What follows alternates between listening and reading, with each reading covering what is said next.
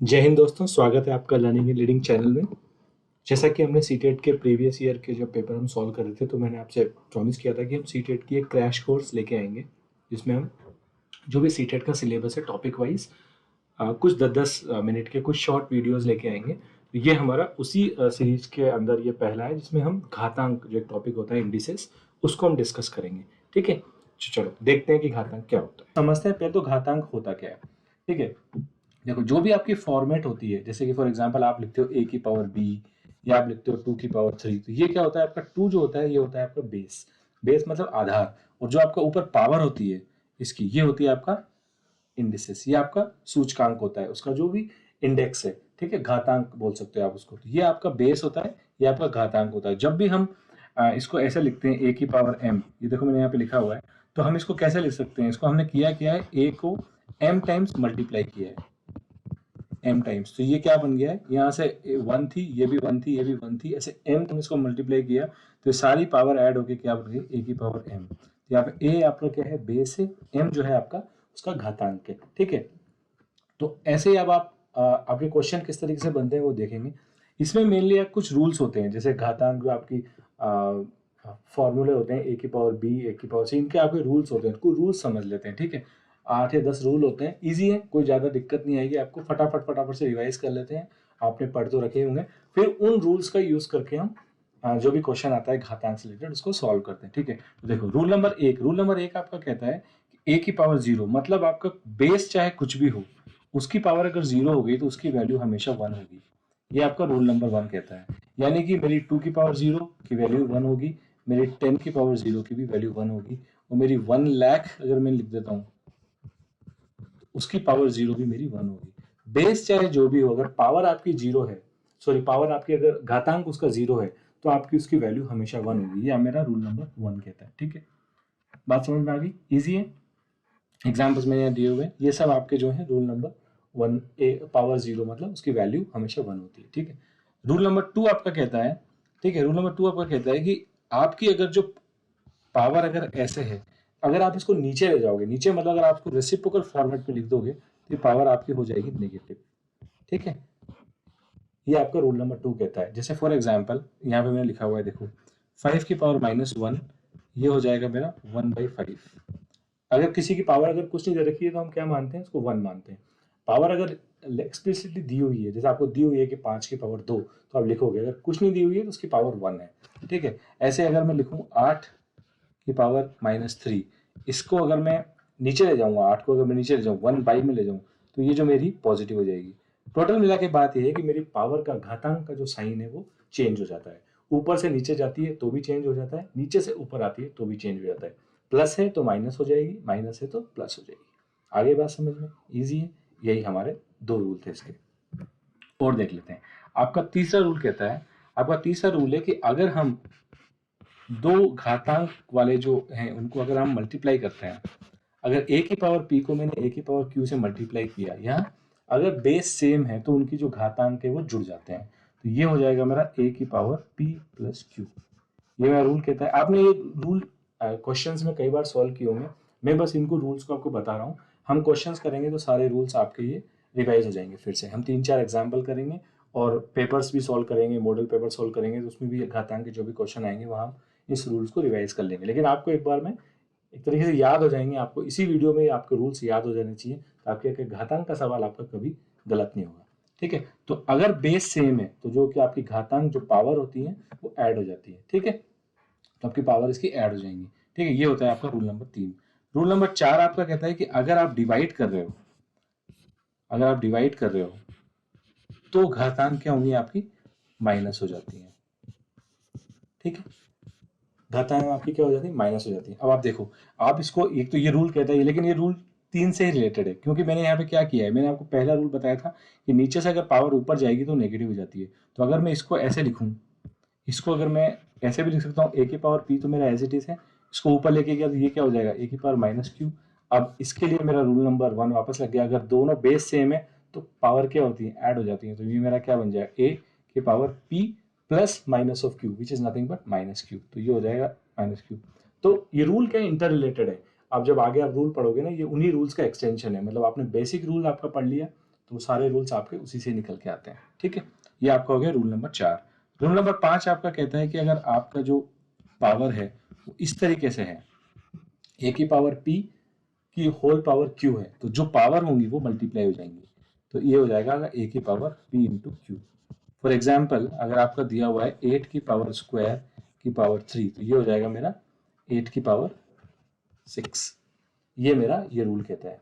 मतलब अगर आपका अंदर जो पावर है ब्रैकेट के, बाहर जो पावर है वो डायरेक्ट क्या होती है, मल्टीप्लाई हो जाती है। ध्यान रखना, ऐड नहीं होती है, मल्टीप्लाई हो जाती है ना, गुणा हो जाती है एक दूसरे से। ठीक है, ये हो गया मेरा रूल नंबर 5। रूल नंबर 6 मेरा कहता है कि अगर मैं इस तरीके से लिख सकता हूँ ए की पावर पी और बी की पावर पी। अब देखो इसमें क्या था, इसमें बेस डिफरेंट है। यहाँ पे क्या था, यहाँ पे बेस सेम था मेरे रूल नंबर 3 में। अब यहाँ पे मेरा बेस डिफरेंट है लेकिन पावर मेरी सेम है, घातांक मेरा दोनों का सेम है। ए का भी घातांक पी है और बी का भी घातांक पी है। तो इसमें क्या होगा कि मैं अंदर वाले जो बेस हैं उनको मल्टीप्लाई कर दूंगा, तो ये हो जाएगा मेरा ए बी की पावर पी। मतलब वो घातांक जो होता है वो उन दोनों के ऊपर लग जाता है, उन दोनों के गुणा पे लग जाता है। तो वो होता है मेरा रूल नंबर 6। तो ईजी है, बस आपको ध्यान रखना है कि मैं जो पढ़ा रहा हूँ यहाँ पे रूल्स, ये आपको एज इट इज याद कर लेने हैं। तो रूल नंबर 3 मेरा कहता है कि बेस सेम हो तो पावर ऐड हो जाती है। रूल नंबर 4 भी लगभग वैसा ही है। आपको बस अगर आप इस लॉजिक को समझ लो तो रूल नंबर 4 भी, तो आप रूल नंबर 4 को जस्ट 3 के साथ ही मर्ज कर सकते हो। 5 मेरा कहता है कि पावर अगर ब्रैकेट के जो बाहर जो पावर है, जो अंदर जो पावर है, वो दोनों गुणा हो जाती है। तो मेरा ए की पावर पी की पावर क्यू है, तो पी और क्यू मल्टीप्लाई हो जाएंगे, तो बन क्या जाएगा, ए की whole power P into Q. ठीक है। रूल 6 मेरा कहता है कि अगर बेस सेम नहीं है लेकिन घातांक सेम है, तो मेरे बेस मल्टीप्लाई हो जाते हैं और उन दोनों के ऊपर वो पावर लग जाती है। तो मेरा अगर ए की पावर पी और बी की पावर पी है, तो वो ए इंटू बी मल्टीप्लाई हो जाएंगे और उनके पावर पी जो होल लग जाएगी। ठीक है, ये हो गए मेरे रूल।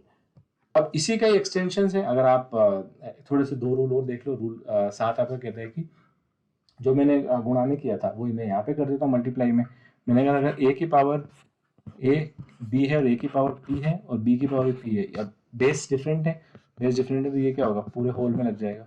लेकिन बात वही है, वही कर रहे थे, टोटल मिला के क्या होगा, जो भी नंबर है एज इट इज उस नंबर का होल बन जाएगा वो पावर। ठीक है, अब इसका यूज कैसे आता है वो हम एग्जाम्पल में देखेंगे। ठीक है, और रूल नंबर 8 लास्ट रूल मेरा कहता है कि अगर ए की पावर पी बाई क्यू है, तो ये होता है नथिंग बट क्यू रूट ए की पावर पी। इसको थोड़ा सा समझ लेते हैं कि ये क्या चीज है। ठीक है, अब देखो ये आपको थोड़ा सा अननोन टर्म लग रही होगी, लेकिन आप देखो अगर इसको समझो, मैं 6 की पावर 1/2 इसको कैसे लिखता हूँ, देखो इसको मैं क्या लिखता हूँ, √6 लिखता हूँ। ये मैंने क्या किया है, जो 1/2 की पावर थी उसको मैंने 6 की पावर 1 कर दिया। 6 की पावर, तो ये जो पावर थी ये तो अंदर चली गई और ये जो 2 था ये यहाँ आ गया रूट में। ठीक है, बन गया। चलो मैं ऐसे ही 6 की पावर 1/3 लिखता हूँ, तो ये क्या बनता है मेरा 6, जो ऊपर पावर है वो यहाँ आ जाएगी 1 और यहाँ पे आ जाएगी मेरी 3, तो ये क्या हो जाएगा क्यूब रूट ऑफ 6। ठीक है, ऐसे आप देख लो, अगर मैं लिखता हूँ 6 की पावर 2/3, अब ये अच्छा बनेगा आपका। देखो तो मेरा जो अंदर है वो तो बन जाएगा 6 की पावर स्क्वायर और यहाँ बन जाएगा मेरा क्यूब रूट। आगे बात समझ में, ये आपका है, तो ये एक्चुअली में क्या है मेरा, ये जो 6 की पावर 2/3 है वो मेरा 36 का क्यूब रूट है। ठीक है, तो ये आपका रूल होता है जब आपकी पावर रैशनल फॉर्म में होती है।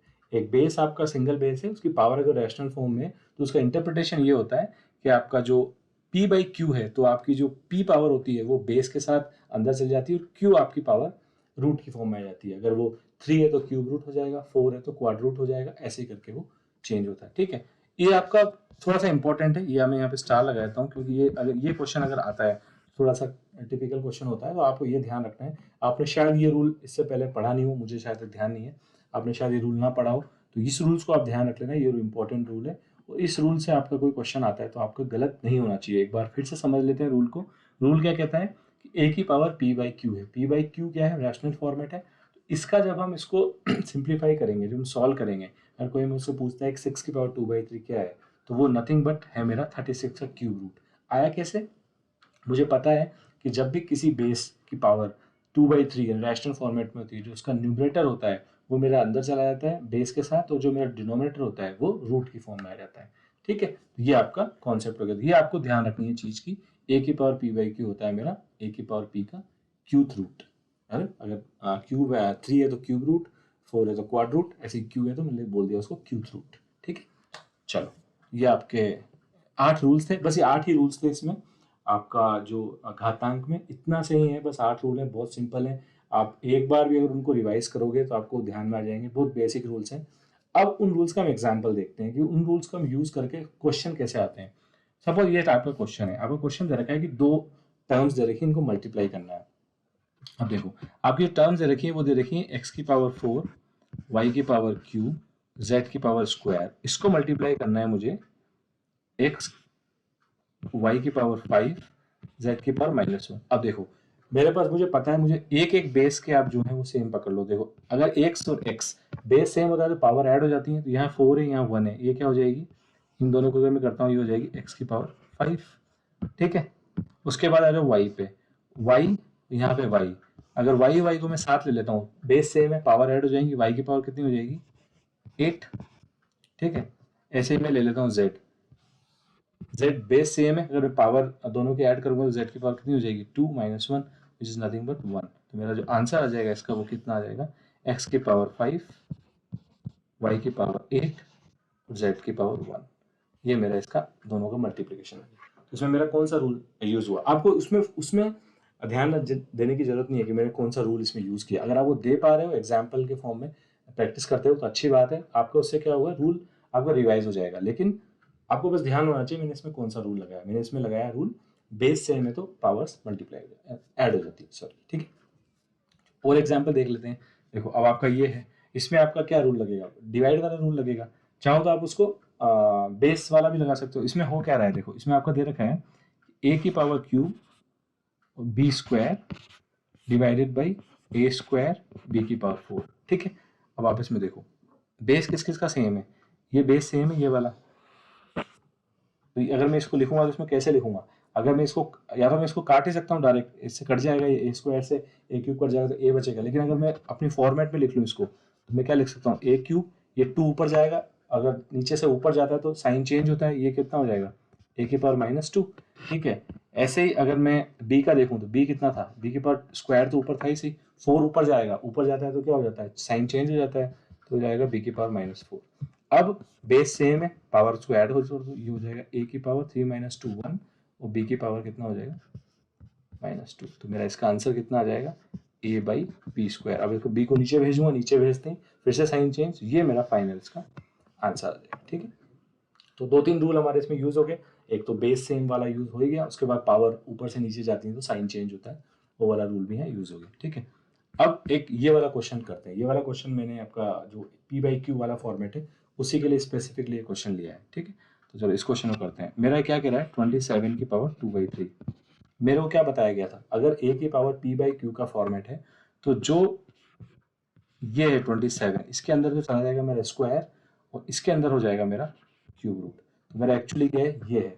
अब आप इसको सॉल्व करोगे तो आपका इसका आंसर निकल के आ जाएगा। आप 27 का स्क्वायर निकाल लो, 27 का स्क्वायर कितना होता है, अगर मैं क्विकली इसको निकालूँ 27 का स्क्वायर होता है, पीछे तो 9 आएगा इसी, जैसा हमको सबको पता है। 27 का स्क्वायर आ जाएगा 729। ठीक है, इसका क्यूब रूट निकालना है।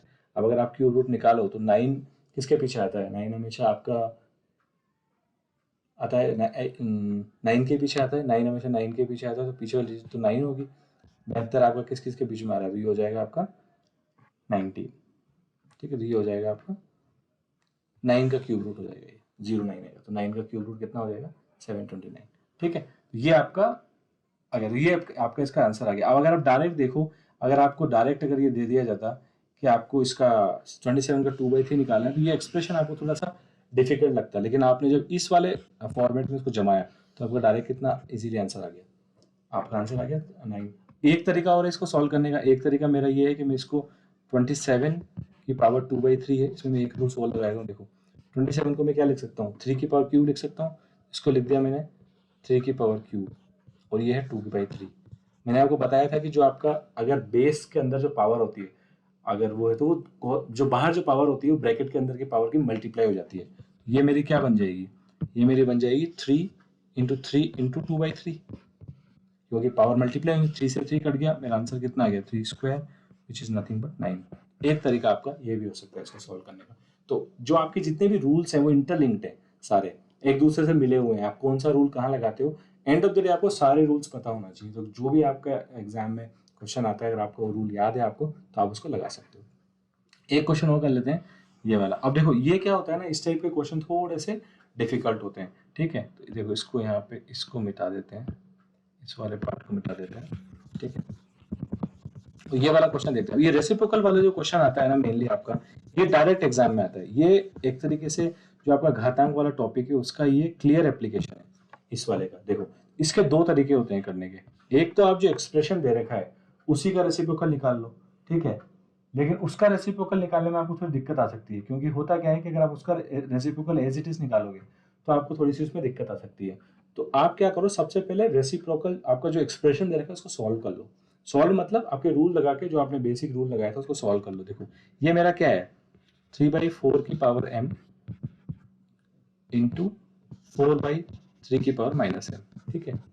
अब हम क्या कर रहे हैं, पहले इस एक्सप्रेशन को एज इट इज हमारे रूल से सॉल्व कर रहे हैं। तो मेरा रूल क्या कहता है, मेरा रूल ये कहता है कि अगर ब्रैकेट के ऊपर जो पावर हो वो आपकी मल्टीप्लाई हो जाती है, ठीक है। तो मैं इसको लिख सकता हूँ 3 m, ये हो जाएगा मेरा 4 m, ठीक है, इंटू 4 m, 3 m।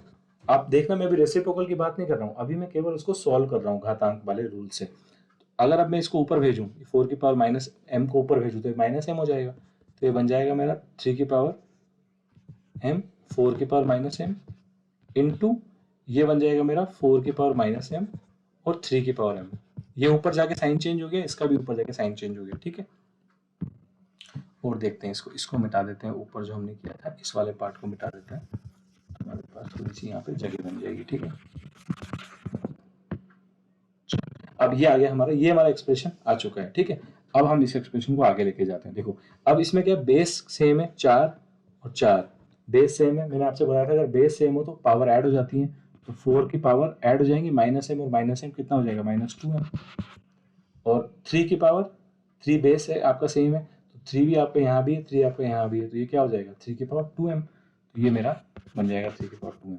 एक्चुअली ये क्या है 3 की पावर 2m, और अगर मैं नीचे लेके जाऊँ 4 को तो ये बन जाएगा 4 की पावर 2m, क्योंकि साइन चेंज हो जाएगा। ये मेरा सॉल्व आया है इसका। इसको सॉल्व करने के बाद मेरे से पूछा क्या है, मेरे से इसका रेसिप्रोकल पूछा है। अब आप इसको क्या करो, बस आप इसको उल्टा कर दो, ये हो जाएगा 4 की पावर 2m, ऊपर चला गया ये 3 की पावर 2m। ये आपका फाइनल आंसर हो गया। ये आपका आंसर नहीं है, ये है आपका आंसर इस क्वेश्चन का। ये तो आपने क्या किया था, ये तो आपने सॉल्व किया था उसको, जो आपका एक्सप्रेशन दे रखा था उसको आपने सॉल्व किया था। ये आपका फाइनल आंसर है। तो आपके पास दो तरीके हैं, आप या तो यहीं से रेसिप्रोकल निकालना शुरू कर दो। मेरा सजेशन, मैंने जो आपको तरीका बताया है, मेरा सजेशन होगा आप इस तरीके को यूज करें, क्योंकि कई बार क्या होता है एक्सप्रेशन बहुत डिफिकल्ट आ जाता है, तो उस टाइम पे आपको क्या होगा कि इजी रहेगा आपको, इजीली आप पहले एक्सप्रेशन को पूरा सॉल्व कर लें, अपने सारे जो भी हमने रूल्स पढ़े हैं घातांक के रूल्स लगा के। एक बार आपका एक्सप्रेशन सॉल्व हो गया, जो भी आपकी फाइनल टर्म आ गई उसको आप रिवर्ट कर दो। रिवर्ट मतलब रेसिप्रोकल। रेसिप्रोकल क्या होता है, 1/2 है तो उसका 2/1 हो जाएगा, 4/5 का रेसिप्रोकल 5/4। तो ये आपका रेसिप्रोकल होता है। रेसिप्रोकल का कॉन्सेप्ट क्या होता है, यहाँ थोड़ा सा रेसिप्रोकल भी समझ लेते हैं। 4/5 का रेसिप्रोकल होगा 5/4, बस सिंपल सी बात होती है। ऐसे आप अगर देख लो 1/2 का रेसिप्रोकल होगा 2, ठीक है। तो आपका जो रेसिप्रोकल क्या होता है वो हो जाता है, आपकी जो न्यूमरेटर है वो डिनोमिनेटर बन जाता है, और डिनोमिनेटर न्यूमरेटर बन जाता है, मतलब ऊपर वाला नीचे आ जाएगा, नीचे वाला ऊपर चला जाएगा। बस यही आपका रेसिप्रोकल होता है। उसको रिवर्ट बोल दो, रेसिप्रोकल बोल दो, जिस भी लैंग्वेज में आप बोलना चाहो बोल सकते हो। पहले आप एक्सप्रेशन को सॉल्व कर लो, और जो आपका फाइनल आया उसको आप रिवर्ट कर दो, रेसिप्रोकल निकालो, वो आपका आंसर हो जाएगा फाइनली इसका। तो ये टिपिकल एप्लीकेशन है, ये वाली स्टार लगा देता हूँ उस पर। ये टिपिकल एप्लीकेशन है आपकी घातांक वाले टॉपिक के लिए, तो इसको आप ध्यान रखना। इसी टाइप का क्वेश्चन आपका आता है मेनली, तो आप इस सवाल को गलत मत करना। ये हमें क्वेश्चन आएगा अगर घातांक में से यही आएगा, जिसमें आपके 3 से 4 रूल ऐड हो रहे होंगे, और आपको फिर एक रेसिप्रोकल का कॉन्सेप्ट दे देंगे, तो आपको उसमें सॉल्व करना होगा, ठीक है। तो डायरेक्ट क्वेश्चन आपका आएगा तो इसी टाइप का आएगा, तो आप इसको ध्यान रखना हमेशा, ठीक है। तो ये हमारा घातांक का टॉपिक यहाँ पे खत्म होता है। छोटा टॉपिक था, मैंने सोचा कि इसी से स्टार्ट करते हैं, ताकि आपका एक तरीके से जो है लॉन्च हो जाए आपका कोर्स। आप अगर आपको ये वीडियो देखना, अगर आपको वीडियो पसंद आया तो इसको चैनल को सब्सक्राइब जरूर करना, और अपने फ्रेंड्स वगैरह को, इनको सबको, आपके जो भी फ्रेंड्स हैं जो रीट की तैयारी कर रहे हैं उनको शेयर करना, ताकि अब जो लास्ट टाइम बचा है, इस लास्ट टाइम में आप एक बार मैथ्स में क्योंकि 20 क्वेश्चन आते हैं और 20 के 20 क्वेश्चन स्कोरिंग होते हैं, और मैं आपको गारंटी बोल रहा हूँ 8 से 10 दिनों में मैं आपका पूरा कोर्स करा दूंगा। उसके बाद हम 2-3 साल के पेपर देख लेंगे और 3 से 4 मॉडल पेपर देख लेंगे, और उसके बाद हम थोड़ा और भी अगर कोई ज़रूरत होगी तो जो भी हमारा टॉपिक छूट जाता है या कॉन्सेप्ट छूट जाता है वो हम क्वेश्चंस में मॉडल पेपर में कवर कर लेंगे। और फिर मैं एक 50 क्वेश्चन का एक क्वेश्चन बैंक भी लेके आ जाऊंगा आपके लिए, जो कि डिफरेंट एग्जाम्स में डिफरेंट टेट वगैरह सीटेट वगैरह में पूछा गया है सेम आपका सिलेबस के हिसाब से, तो वो भी आप क्वेश्चंस आपके इजीली हो जाएंगे। ठीक है, तो अगर आपको कंटेंट पसंद आए तो आप चैनल को लाइक शेयर सब्सक्राइब जरूर करना, और कमेंट अगर आपको कुछ भी इसमें इम्प्रूवमेंट चाहिए, कुछ एक्स्ट्रा आपको कुछ पर्टिकुलर टॉपिक में दिक्कत है, जो उस टॉपिक का नाम देख के कमेंट जरूर डालें। जब भी हम उस टॉपिक को डिस्कस करेंगे तो उसको हम कमेंट को भी हाईलाइट करेंगे और हम डेफिनेटली उस टॉपिक को भी अच्छा से अच्छा करने की कोशिश करेंगे। ठीक है, चलो तो फिर यहाँ पे हमारा घातांक वाला खत्म हुआ। नेक्स्ट टॉपिक हम लेंगे एलजेब्रा, तो ट्यून कर लेना चैनल पे। जैसे ही आप चैनल पे सब्सक्राइब करके उसको नोटिफिकेशन आइकन को क्लिक कर देना तो आपको नोटिफिकेशन आ जाएगा। विद इन 1 और 2 डे में आपका जो है नेक्स्ट वीडियो भी आने वाला है। ठीक है, चलो देन मिलते हैं, तब तक बाय बाय, अलविदा, टेक केयर।